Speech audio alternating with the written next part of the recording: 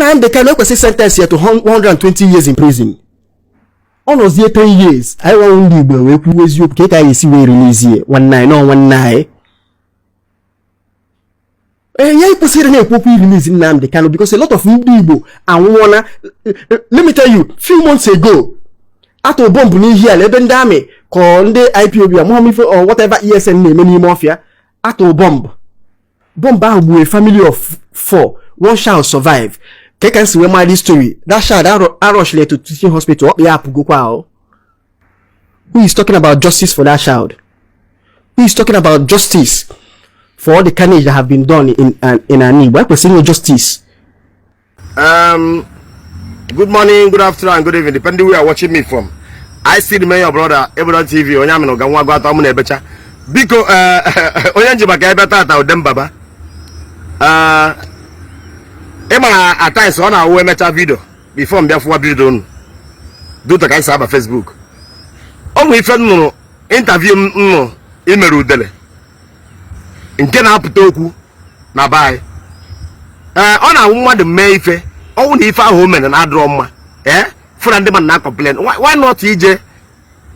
May or the mezi by him apology. What are much if you know?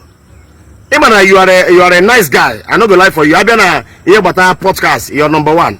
And now your humility is what it's what I'm always admiring. Ine more for my true.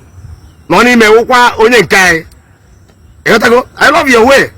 All the why in a may or even in bar get when you get a make on member that content get when you get some Nandi against you. And I'm going to post Rugina. There is not charter import 24 hours. It's a check my picture. But you know, if I'm Mutana, I get a winning. Thank God, the image I could say. Or brother, window to salute you can make embarrass in office. But some taxes, got as last row. When they came out on them, so when they call, I will call Megasir. I'm sorry to say this. Magam Naka get your child, and the case you were treated that matter that year. I so much like it. Going on, I was doing Madikulu done where you're. Na him pre we ya no bro de ya ha na eche ki be pe ke na kworo ya for that is humility that year o gburu ka mwan. I like you so much, you are a nice man, but if this broadcast email with you dele if hello dey there I don't go lie for you.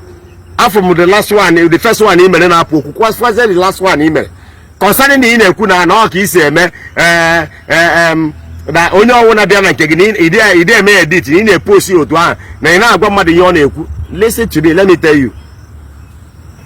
Ndu we gbatu udele obia na awugo na udele bia ma ọ gị kpọrọ udele ịdaria. Number 1, odoga anya na udele no wajugo eligwe eju ya. Wajugo udele eligwe eju udele. So oburu ihe ni na aburu atase ana hu na afu ka ụfọdụ ihe na dey eme na si o maka go Facebook or make engagement. What is really happening?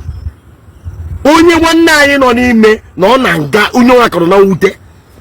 Ọmụnwa we budo na becha na ficha anya mmiri. Ihe ma na ife o mere na ndị ọzọ ụfọdụ ndị mere ya hapụ ha nke ya wụrụ ihe dị iche. Gịnị na-eche nwata mmadụ gụrụ akwụkwọ mara ife bịa ịzụ ụmụnne ya. Oyibo ọ na-asụ enwe ịmagụta na university. Natural.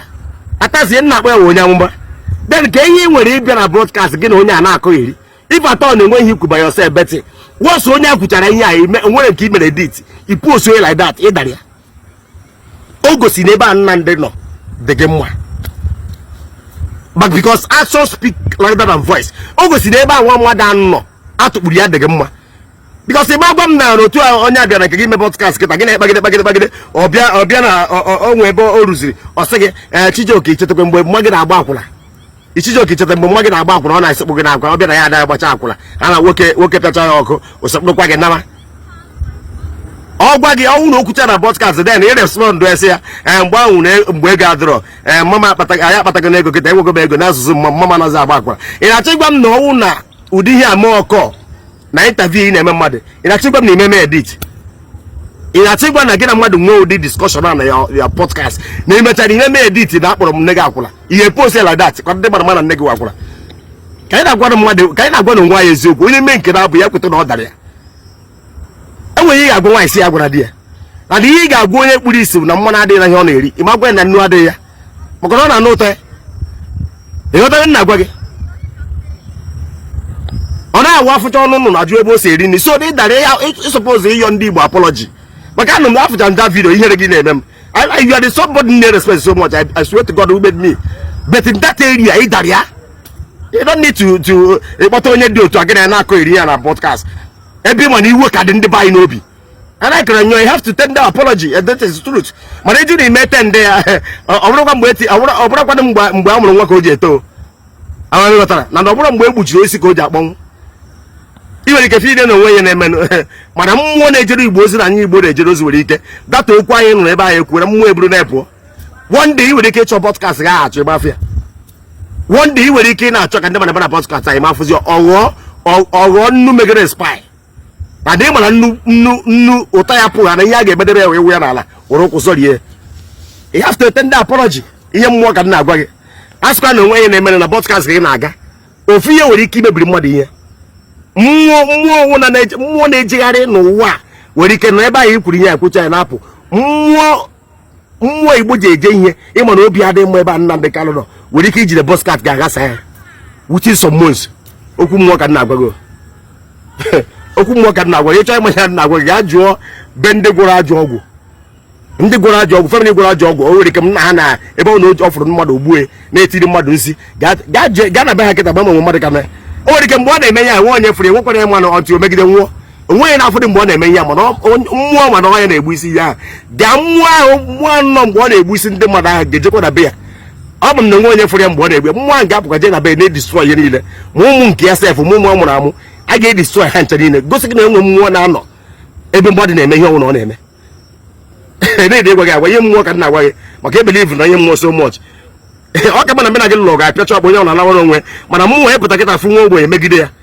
mmemewu ya na mma emewu ya bikọs ama m na enwe mmụọ nọ n'azụ ya nwere ike ịgbara ya ọgụ ọ na-aka atụ m ụjọ so na mmụọ nwere ike ịgbara Nnamdi ọgụ n'azụ ịgbara ịmara so you have to tender apology na ife ime na-adọrọ mma ife atọ na itiri ọnụ ekwu ya mana ebe ị nọ this guy na-ekwupụ ụdị ihe a n'ọnụ esi ya mechie ọnụ ama m na enwegasịrị redio steshọn wụ ịchọ ikwu okwu bifo ekwu okwu eme ihe ị ga-ebikwugide agbanyọ gị fon na ntị ma ụwa na-eme gị intaviu ikwuo nke asị gị ekwuzina ị ka na-ekwu ya akpọpụ gị sị gị na ga ekwuzina na ha na-edi ụdị ihe a ịma na ebe a kparị mmadụ so na ebe ị na ebe a this guy na-ekwu ihe niile enwee ka isi kọshọn ya sị ya agwazila Nnamdi ka anyị na nke ahụ nke anyị o gosiri ịsọpọtụ ihe ọ na-eme maka na nna m sị na ọ gbara nkịtị kwere ekwe so all these things ị na-ekwu afụrụ m vidio ị na-emegasị it is of no news.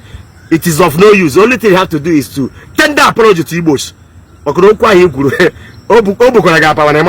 So I can't say because I don't play. I love you as a guy. In a bottom game, but but if for this one, I can't say I'm going to TV. I'm going to go out. I'm going to